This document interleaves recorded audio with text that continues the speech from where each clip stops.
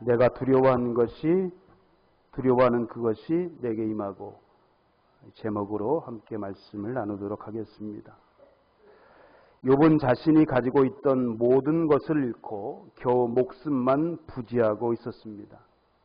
그러나 하나님을 떠나지도 원망하지도 않았습니다. 한 몸이라 할 정도로 가장 가까운 아내마저 신앙에서 떠나라고 종용했습니다. 그 아내는 자기 가정에 그리고 남편에게 재앙이 임했다는 사실을 받아들일 수 없었습니다. 누구보다 진실하고 정직하며 하나님을 경외하는 사람에게 재앙이 임했다는 게 도저히 이해할 수가 없었던 것입니다. 왜 우리 남편에게 이런 고난이 왔는가? 저렇게 사는 자에게도 고난이 올 수 있는가? 도저히 이해할 수가 없었어요. 그래서 첫 번째 시험에서는 아무 말이 없었습니다. 근데 두 번째 시험이 끝나고 이 아내가 뭐라고 그래요? 하나님을 욕하고 죽으라, 신앙에서 떠나라고 하는 것입니다. 왜 욥에게 그런 고난이 찾아왔는가? 그것은요, 욥도 마찬가지였습니다. 비록 이 모든 일에 죄를 짓지 않고 하나님을 원망하지도 않았지만 왜 자신이 이 고통을 당해야 하는지 욥은 알 수가 없었습니다. 그런데요, 욥은 평상시에 이러한 재앙이 자신에게 닥칠지도 모른다는 두려움을 갖고 있었습니다. 이러한 재앙이 내게 임할지도 모른다. 내가 두려워하는 것이 내게 임하고 내가 무수하는 것이 내 몸에 미쳤구나. 그래서 항상 진실하고 정직하게 살려고 노력했고 하나님을 경외하며 죄악을 멀리하려고 애썼습니다. 그는 자기뿐만 아니라 자녀들 역시 죄에 빠지지 않고 경건한 삶을 살기를 원했습니다. 그래서 어떻게 했습니까? 생일이 지나면 그들을 불러다가 성결하게 하고 그들을 위해 하나님께 번제를 드렸습니다. 혹시 그들이 알지 못하는 사이에라도 하나님을 저주하고 죄를 지었을 수도 있다고 생각했기 때문입니다. 그렇게 철저하게 하나님 앞에 모든 것을 내려놓고 경건하게 살려고 힘썼던 사람이 바로 욥입니다. 또 욥은요, 자기가 살고 있는 지역에서 가장 큰 부자였지만 그것을 자랑으로 삼지 않았습니다. 오히려 그는 자신의 소유를 가난한 자들에게 나누어 주었습니다. 욥은 가난한 자라고 해서 그들을 업신여기지 않았습니다. 또 종이라고 함부로 대하지도 않았습니다. 그는 항상 이런 삶을 살았습니다. 그럼에도 재앙이 임하자 욥은 그 원인이 무엇인지, 혹 자신이 잘못하고 있는 것은 아닌지, 잘못한 게 있는 것은 없는지 곰곰이 생각해 보았을 것입니다. 왜 내게 이런 고난이 찾아오는가? 그때 그 친구들이 욥이 당한 고난을 듣고서요, 그를 위로하기 위해 찾아왔습니다. 그들은 욥이 알아볼 수 없을 만큼 변한 걸 보고 소리 높여 울면서 자기들의 옷을 찢고 하늘을 향해 티끌을 날려 자기들의 머리에 뿌렸습니다. 옷을 찢고 티끌을 날린 것은 무슨 표현이라고요? 슬픔의 표현. 자기가 슬픈 것이 아니에요. 누구예요? 친구. 친구 슬픈데 그 슬픔에 지금 동참하고 있는 겁니다. 그러고서 꼬박 며칠을 있었습니까? 밤낮 7일, 일주일 동안 뭐 하고 있었을까요? 모르죠. 기도하고 있었는지는 모르겠습니다. 근데 아무것도 안 먹었을 것 같아요. 금식하고 있었을 것 같아요. 그들은 욥의 고통이 너무 큰 것을 보았으므로 말 한마디 하는 자가 없었습니다. 비록 대화는 없었으나 그들의 방문은 욥에게 큰 힘이 되었을 것입니다. 아무도 없어요. 자기 아내도 떠나버렸습니다. 외로워요. 그런데 그때 마침 친구들이 왔어요. 그 친구들의 방문은 욥에게 큰 힘이 되었을 것입니다. 사도 바울은 이렇게 얘기합니다. 즐거워하는 자들과 함께 즐거워하고 우는 자들과 함께 울라. 별로 어려울 게 없는 것 같지만요, 사실은 쉽지 않은 일입니다. 즐거워하는 자들과 함께 즐거워하는 것 어렵습니까? 우는 자들과 함께 우는 것 어렵습니까? 별로 어려울 것 같지 않아요, 그죠? 그런데요, 이게 쉬운 일이 아닙니다. 어떤 사람은 즐거워하는 자들과 함께 즐거워하는 것이 우는 자들과 함께 우는 것보다 더 어렵다고 말합니다. 슬픈 자들과 함께 우는 것이요, 즐거워하는 자들과 함께 즐거워하는 것보다 쉽다는 거죠. 바꿔 말하면. 왜 그럴까요? 왜 즐거워하는 자들과 함께 즐거워하는 것이 더 어려울까요?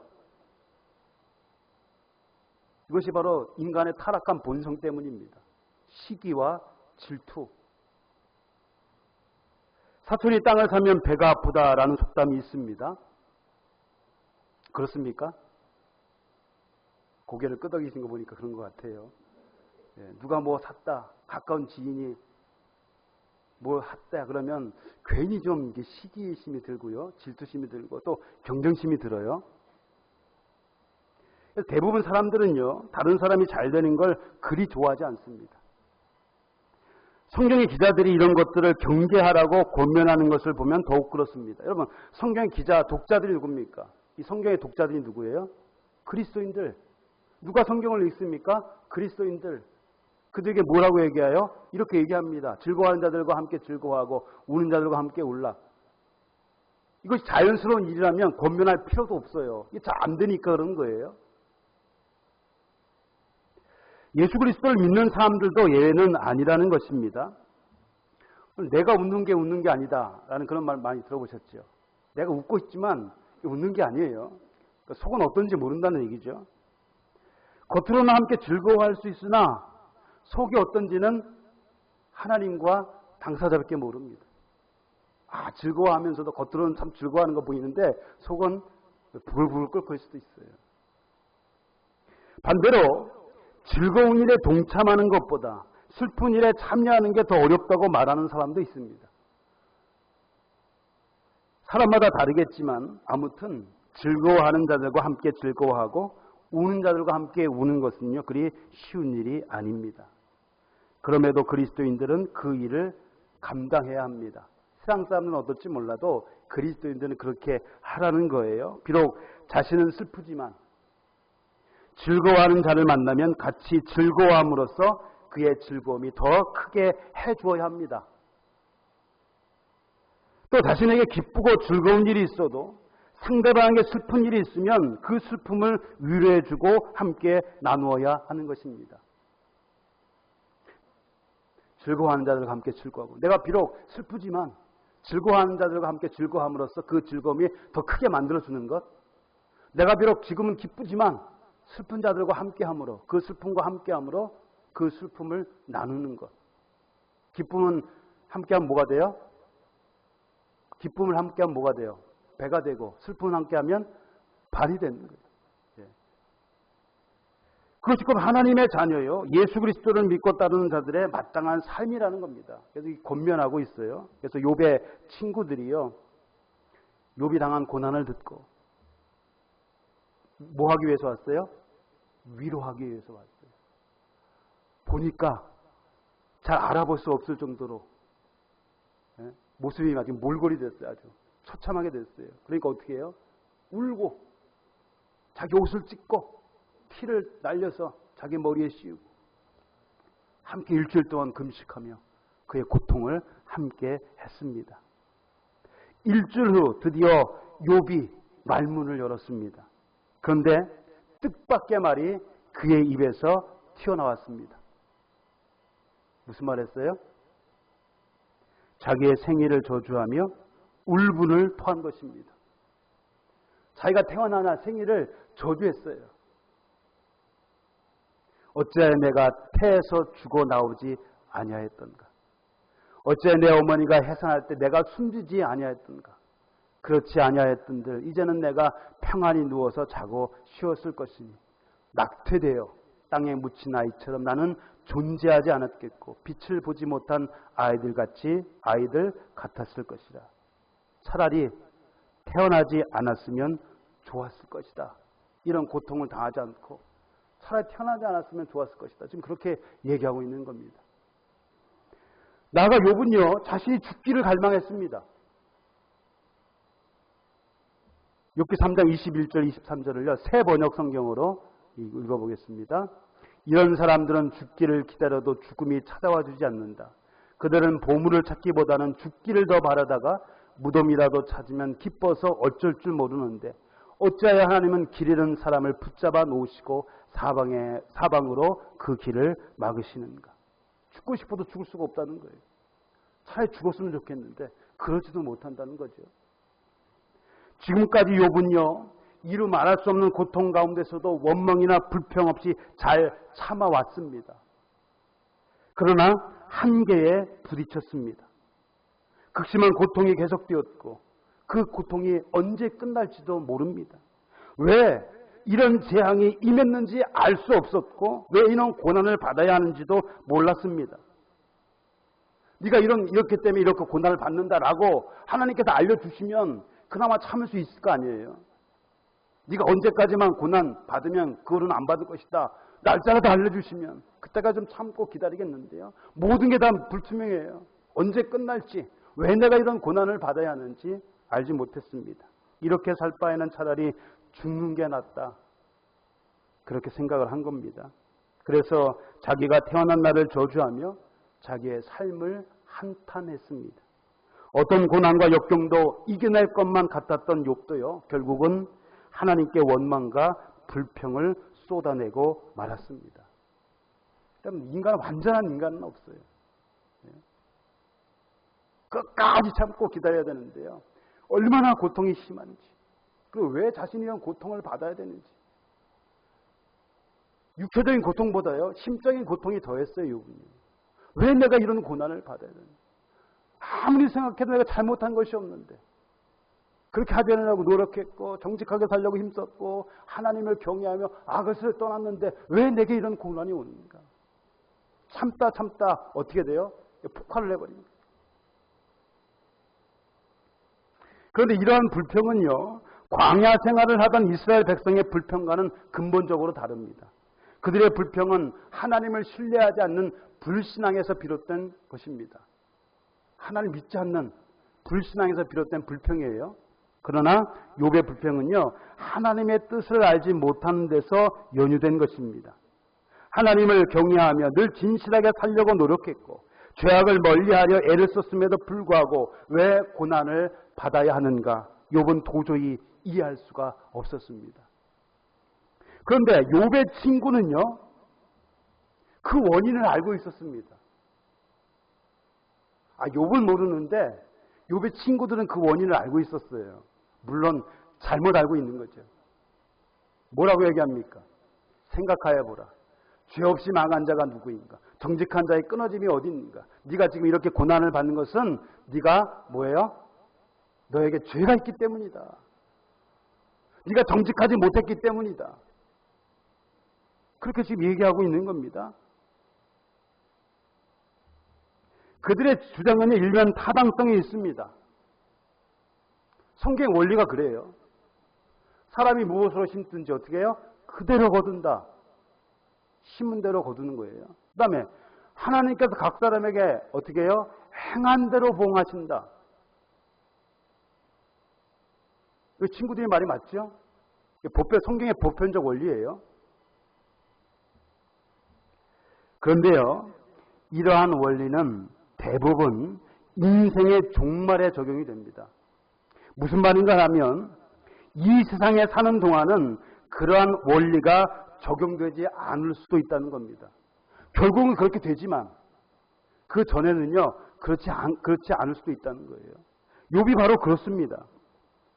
욥이 어떤 죄를 지어서 고난을 받는 게 아닙니다. 그의 고난은 죄에 대한 보응이나 징계가 아닌 신앙의 연단입니다.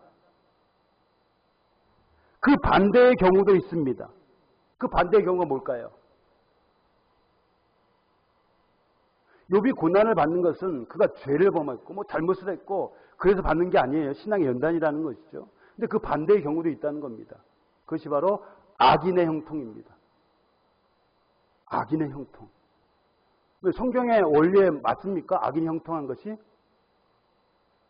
네. 정말에는 다 맞아요. 그것은 맞는데 우리가 사는 동안에는 그렇지 않을 수도 있다는 겁니다. 시편 13편 2절 아삽이에요. 아삽이 지은 시입니다. 아삽이 뭐한 사람이에요?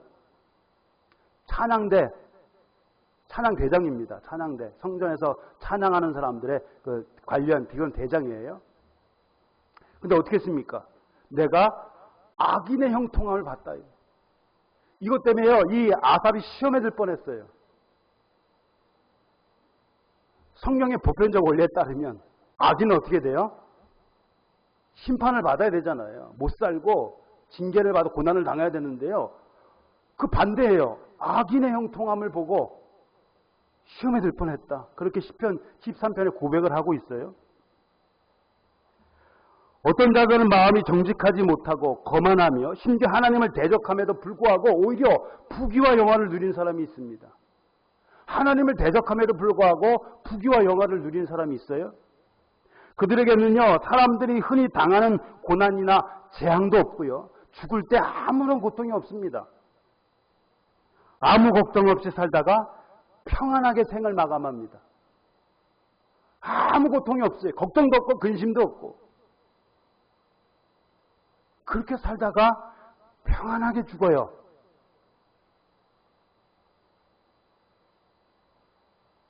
그러므로 하지만 그것은 결국 멸망에 이르게 될 것입니다. 그런 자들은 결국 어떻게 돼요? 멸망에 이르게 될 것이에요. 파멸에 던지신다 하나님 말씀하셨어요. 그러니까 종말적으로는 이게 맞아요. 그러나 우리가 사는 동안에는요, 그것이 적용되지 않을 수도 있다는 겁니다. 그러므로 겉모습만 보고 판단해서는 안 됩니다. 어떤 사람은 부귀와 영화를 누려요. 하나님께 복을 받았구나 라고 생각해서는 안 된다는 거예요. 어떤 사람은 힘들고 어려워요. 아유, 기도 안 해서 하나님 징계하시는구나, 뭐 잘못한 게 있지 라고 생각해서는 안 된다는 겁니다. 정반대일 수가 있어요. 겉모습만 보고 판단해서는 안 돼요. 사랑하는 성도 여러분, 헬라어에는요, 인내를 뜻하는 두 단어가 있습니다. 거의 똑같은 말이에요. 하나는 마크로디미아, 명사형입니다. 이것은 뭐예요? 오래 참음. 휘퍼번에는 뭐예요? 인내. 한글 개역 성경에 이렇게 번역을 했어요. 그러니까 오래 참다, 뭐 길게 참다 이러면 다 마크로디미아입니다. 그리고 인내 그러면 뭐예요? 휘퍼모네. 마크로디미아는요, 문자적으로 분노와 멀리 떨어져 있다는 뜻입니다. 긴 혹은 멀리 하고 분노하고 합성어예요. 이게 무슨 의미입니까? 다른 사람의 잘못에 대해 쉽게 화를 내거나 보복하지 않고 오래 참고 기다리는 것을 의미합니다. 어떤 사람 내게 잘못을 했어요. 뭐 어떻게 쉽게 분내지 않는다는 겁니다. 또 보복하지도 않는다는 거예요. 참고 견디는 것, 분노와 멀어져 있는 것. 이것이 마크로디미아예요. 그런데 이것은요, 사랑의 속성이기도 합니다. 디모데후서 3장 10절을 먼저 볼까요? 나의 교훈과 행실과 의향과 믿음과 오래 참음. 오래 참음이 뭐라고요? 바로 전에 했잖아요. 헬라어로 뭐라고 그랬어요? 마크로디미아. 사랑과 인내는 뭐라고요?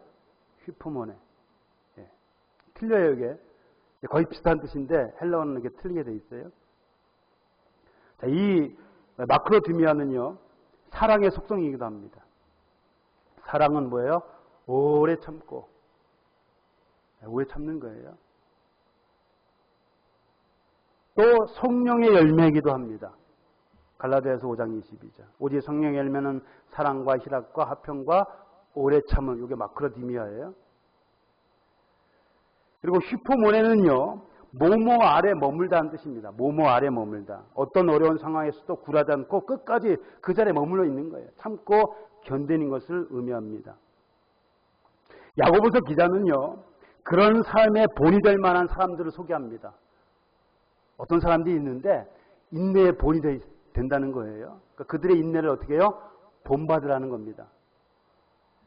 특히 주의 재림이 가까이 왔기 때문에 그렇게 해야 한다고 권면하고 있습니다. 너희도 길이 참고 마음을 굳건하게 하라.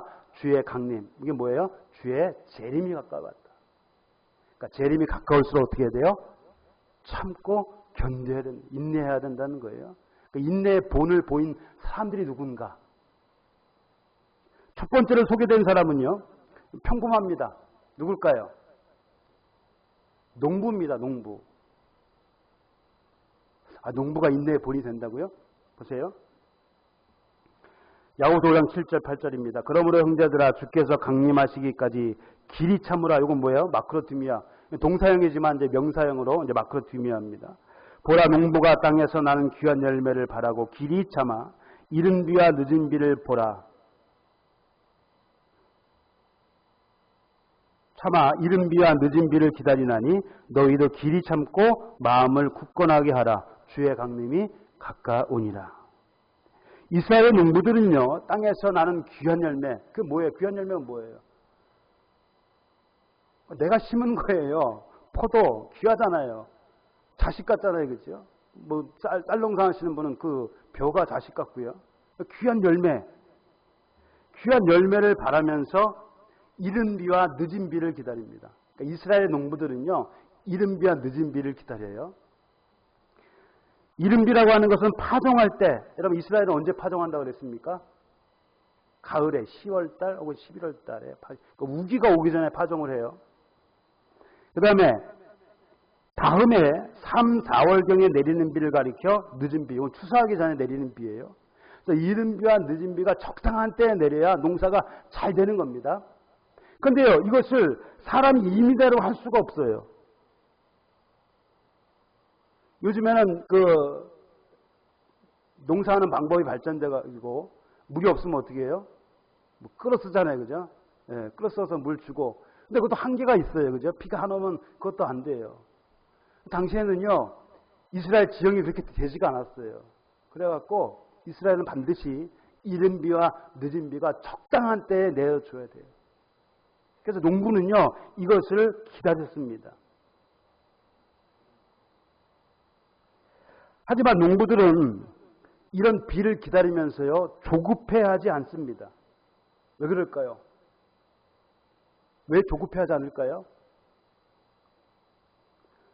때가 되면 비가 온다는 것을 알기 때문입니다. 그때가 되면 비가 온다는 것을 알기 때문이에요. 또 하나 이유는요, 걱정한들 자기 힘으로 할 수 있는 것이 아무것도 없다는 겁니다. 조급한다고 해서 될 일이 아니라는 거예요. 비가 안 와요. 막 조급해요. 걱정해요. 문제 해결됩니까? 안 됩니까? 안 돼요. 농부들이 하는 것은 뭐예요? 씨를 심고 잘하고 이른 비와 늦은 비를 적당한 때에 내려달라고 하나님께 어떻게 해요? 기도하는 거예요. 기도하고 하면서 기다리는 겁니다. 조급해하지 않아요. 조급해한다고 될 일이 아니기 때문에 그런 거예요. 주의 재림도 마찬가지입니다. 그리스도의 재림은요, 정해진 사실입니다. 또 때와 기한도 이미 정해져 있습니다. 우리가 알지 못할 뿐이에요. 하나님께서는 이미 다 정해져 놓으셨어요. 뭐 하시다가 이때면 좋겠다라고 하신 것이 아니라 태초부터 이미 모든 걸 다 정해 놓으셨어요. 기한 때를 다 정해 놓으셨어요. 단지 그때가 언제인지 알 수 없을 뿐입니다. 따라서 그리스도의 재림은요, 조급해 한다고 해서 앞당겨지거나 또 늦춰지지 않습니다. 그러므로 농부가 이른 비와 늦은 비를 기다리며 인내하는 것처럼 성도는 그리스도의 재림을 소망하며 어떤 고난이나 핍박 가운데서도 마음을 굳게 하고 끝까지 인내해야 합니다. 인내하는 자가 승리하는 거예요. 끝까지 인내. 언제 오실지 몰라요. 예? 언제 몇 월 며칠 날 온다면, 예? 뭐 그런 사람도 있을 거예요. 뭐 딱 딴짓 내 할 일 다 하다가 그날 좀 앞당겨 며칠 남겨두고 회개하고 막 이럴 수도 있어요. 예? 그러지 말라고. 평상시에 잘 준비하고 있으라. 그것이 진짜 신앙인 거예요. 두 번째로 소개된 사람이 누굽니까? 구약의 선지자들. 지난 시간에 말씀드렸죠. 형제들아 주의 이름으로 말한 선지자들을 고난과 오래 참음의 본으로 삼으라. 그들은 하나님의 말씀을 전하는 자들, 선지자들은요, 하나님의 말씀을 전하는 것 때문에 어떻게 해요? 고난을 받았어요. 듣기 싫어하니까 사람들이 듣기 싫은 말을 하면 어떻게 돼요? 귀를 막고 그 하나님의 말씀 전하는 사람을 핍박하는 거예요. 그래서 구약의 선지자들이 핍박을 받았습니다. 그러나 오래 참음으로 자신의 사명을 감당했습니다. 구약의 선지자뿐만 아니라 하나님을 믿고 그분의 말씀대로 살려고 하는 사람들은 예나 지금이나 핍박을 받습니다. 왜 그래요? 디모데후서 3장 11절에 말씀하셨잖아요. 무릇 경건하게 살고자 하는 자는 뭘 받는다고요? 핍박을 받으리라. 그들과 안 맞아서 그래요. 어둠에 빛이 들어가면 어떻게 해요? 어둠이 그냥 수용해요, 그냥 빛을? 싫어해요, 빛을 싫어해요. 그래서 핍박을 가하는 거예요. 그럴 때 우리는 구약의 선자들을 비롯한 믿음의 선조들을 생각하고 그들이 어떻게 고난을 참았는가 그것을 생각하고 그 고난을 본받으라. 어떤 고난도 잘 참고 견디라. 그렇게 지금 말하고 있는 겁니다. 마지막으로 소개된 사람이 누구예요? 바로 욥입니다. 보라, 인내하는 자를 우리가 복되다 하나니 너희가 욥의 인내를 들었고 주께서 주신 결말을 보았거니와 주는 가장 자비하시고 긍휼히 여기시는 이시니라. 욥은 하루아침에 모든 재산과 자녀 그리고 건강까지 잃어버렸습니다. 겨우 생명만을 부지하는 신세가 되었습니다. 그러나 결코 신앙에서 떠나지 않았습니다. 중요한 것은 이거예요. 욥도요, 견디다 못해서 어떻게 해요? 하나님을 원망하고 불평했어요. 그죠? 그러나 뭐예요? 신앙에서 떠나지 않았어요.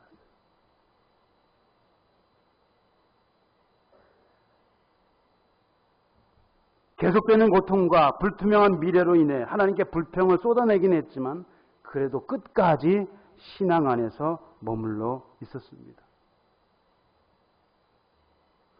어렵고 힘들다고 신앙에서 떠난 자들이 많잖아요. 그죠? 그러나 욥은 어렵고 힘들어. 그래서 하나님을 원망하고 불평을 했어요. 그럼에도 불구하고 결코 신앙에서는 떠나지 않았습니다. 그 결과 어떻게 됐어요? 욥은 갑절의 축복을 받았습니다. 갑절에. 잃어버린 것의 갑절. 사람은 빼고 짐승은 갑절인데 사람은 그냥 그대로 10명이에요. 원래 10명의 아들이 있었죠. 10명의 자녀가 있었잖아요. 갑절이면 어떻게 돼요? 20명이 돼야 되는데 10명 그대로 다시 10명을 얻었어요. 그러니까 짐승은 갑절의 은혜를 받았어요. 갑절의 은혜를. 이처럼 어떤 어려움 속에서도 신앙 안에 머물며 인내하는 자들에게 하나님께서는 한없는 자비와 긍휼을 베풀어 주십니다. 그러므로 우리 성도들은 어려움을 당할 때 불평하거나 원망하지 말고 하나님을 원망하거나 또 사람을 원망해도 안 돼요. 사람은 또 원망하지 마세요. 내가 네 때문에 이렇게 된다. 그런 원망을 하면 안 되는 거예요. 하나님을 원망하거나 사람들에게 불평을 쏟아내지 말고 그리스도께서 재림하시는 그날까지 오래 참고 견뎌야 할 것입니다. 그런 삶이 되기를 주님의 이름으로 소원합니다. 기도하겠습니다.